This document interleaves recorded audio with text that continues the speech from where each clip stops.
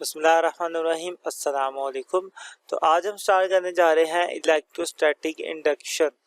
तो 13 चैप्टर है क्लास 10 का, उसका नेक्स्ट टॉपिक है, सेकंड टॉपिक है ये इलेक्ट्रोस्टैटिक इंडक्शन। तो समझेंगे कि इलेक्ट्रोस्टैटिक इंडक्शन क्या चीज़ है। अगर आप बाकी किसी भी टॉपिक पे वीडियो लेने चाहते हैं अपने क्लास 10 की फिजिक्स की, तो यूट्यूब के सर्च बार पर अपने टॉपिक का नाम और चैनल का नाम लिख के सर्च करेंगे तो इंशाल्लाह आपको मिल जाएगी। तो अगर आपको ये वीडियो अच्छी लगे, समझ आए, तो हमें कमेंट लाजमी किया करें और अपने दोस्तों के साथ शेयर भी लाजमी किया करें। स्टार्ट करते हैं अपने लेक्चर को। Electrostatic induction. तो डेफिनेशन पे आने से पहले आपको मैं एक एक्टिविटी से समझाना चाहूँगा कि ये क्या चीज़ है। तो फर्ज कर लेते हैं मेरे पास दो स्फीयर्स मौजूद हैं, ओके, और दोनों स्फीयर्स को मैंने एक दूसरे के साथ टच किया हुआ है, जोड़ा हुआ है। अब मैं क्या करता हूँ कि मैं एक रोड लेके आता हूँ और रोड इनके पास ले आता हूँ इस तरीके से। ठीक, ये एक रोड है जो मैं इनके पास ले आया हूँ। फर्ज मान लेते हैं कि इस रोड के ऊपर जो चार्ज है वो चार्ज है पॉजिटिव। ठीक है, पूरे रोड पर पॉजिटिव चार्ज है। अगर इस रोड के ऊपर पॉजिटिव चार्ज है तो ये क्या करेगा, इन स्फीयर्स के अंदर नेगेटिव चार्ज को अपनी तरफ करेगा अट्रैक्ट। तो नेगेटिव चार्ज का यहाँ पर मतलब होता है इलेक्ट्रॉन्स। तो जो इस स्फीयर में नेगेटिव इलेक्ट्रॉन मौजूद होंगे, नेगेटिव इलेक्ट्रॉन वो मूव कर जाएंगे इस सारे स्फीयर के अंदर।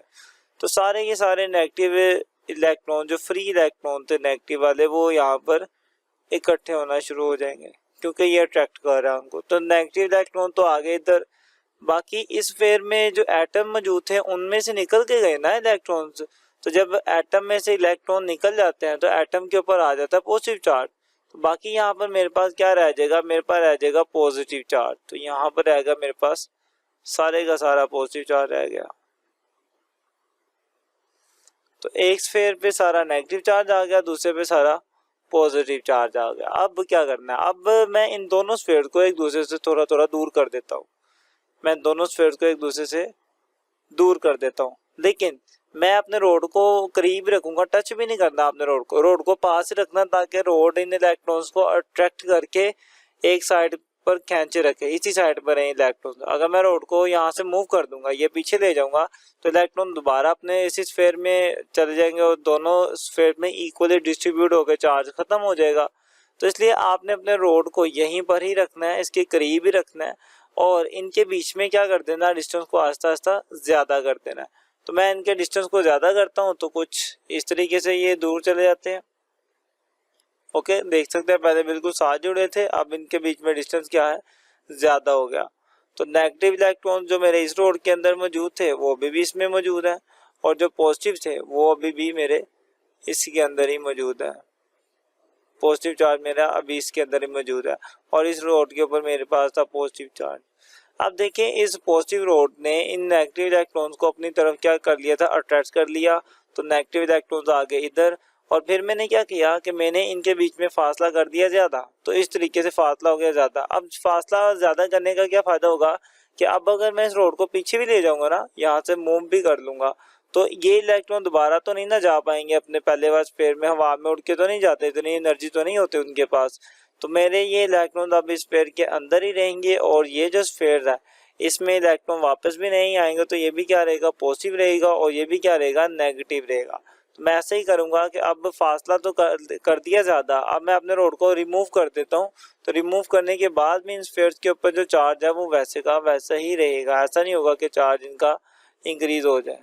तो रोड को मूव करने के बाद भी क्या रहेगा, मेरा ये स्फीयर नेगेटिव तौर पर ही चार्ज रहेगा, और सेकंड स्फीयर मेरा क्या रहेगा, वो मेरा पॉजिटिव तौर पर ही चार्ज रहेगा। इस तरीके से आप देख सकते हैं कि कैसे मेरे पास स्टार्टिंग में ये दोनों न्यूट्रल थे, दोनों पे कोई चार्ज नहीं था, लेकिन अब इन दोनों के ऊपर क्या आ चुका है, चार्ज आ चुका है। एक नेगेटिव बन चुका है और एक पॉजिटिव बन चुका है। इस तरीके से जब हम किसी बॉडी पे चार्ज लेके आते हैं ना, इस सारे मेथड को हम कहते हैं इलेक्ट्रोस्टैटिक इंडक्शन। इसी चीज को हम कहते हैं इलेक्ट्रोस्टैटिक इंडक्शन, और यही इसकी डेफिनेशन में भी बात लिखी हुई है।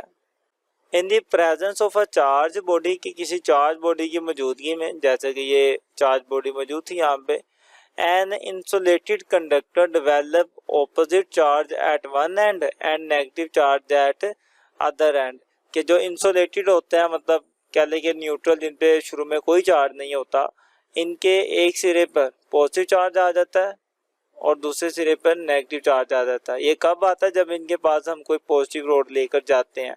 This process is called electrostatic induction. इसी चीज को हम क्या कहते हैं? इलेक्ट्रोस्टैटिक इंडक्शन कहते हैं। मतलब इनकी वजह से ही, इसी प्रॉपर्टी की वजह से ही हम क्या करते हैं? इनके ऊपर चार्ज को इंड्यूस कर देते हैं और यही प्रोसेस हमारा क्या कहलाता है? इलेक्ट्रोस्टैटिक इंडक्शन कहलाता है। एक बार फिर से इसको देख लें कि दोनों रॉड करीब थे। मैं एक पॉजिटिव रॉड पास लेके आया तो एक पे नेगेटिव चार्ज आ गया और दूसरे पे पॉजिटिव चार्ज आ गया। फिर मैंने बीच में फासला किया ज़्यादा ताकि ये नेगेटिव दोबारा पॉजिटिव के पास जाके इसको न्यूट्रल ना कर दे, तो मैंने फासला कर दिया ज़्यादा। अब मैं अपने रोड को रिमूव भी कर दूंगा तो कोई मसला नहीं है। तो जैसे मैं रोड को रिमूव करूंगा तो मेरा जो नेगेटिव रोड है वो फिर भी नेगेटिव रहेगा, पॉजिटिव मेरा फिर भी पॉजिटिव रहेगा स्फीयर। और इस तरीके से इनके ऊपर चार्ज क्या हो चुका है? इंड्यूस हो चुका है। तो इस प्रोसेस को हम कहते हैं इलेक्ट्रोस्टैटिक इंडक्शन। आपको इसकी डेफिनेशन अच्छे से आनी चाहिए और इसकी डायग्राम भी आपको बनानी आनी चाहिए। अगर आपको इस चैप्टर की प्लेलिस्ट चाहिए तो आप यहाँ क्लिक करें और अगर आपको माइकल की प्लेलिस्ट चाहिए तो आप यहाँ पर क्लिक करें। वीडियो अच्छी लगे तो दोस्तों तक शेयर भी किया करें, हमें कमेंट करके बताया भी करें, रिव्यूज़ लाजमी दिया करें और शेयर भी किया करें दोस्तों के साथ। मिलते हैं इंशाल्लाह नेक्स्ट वीडियो में, तब तक के लिए अल्लाह हाफिज़।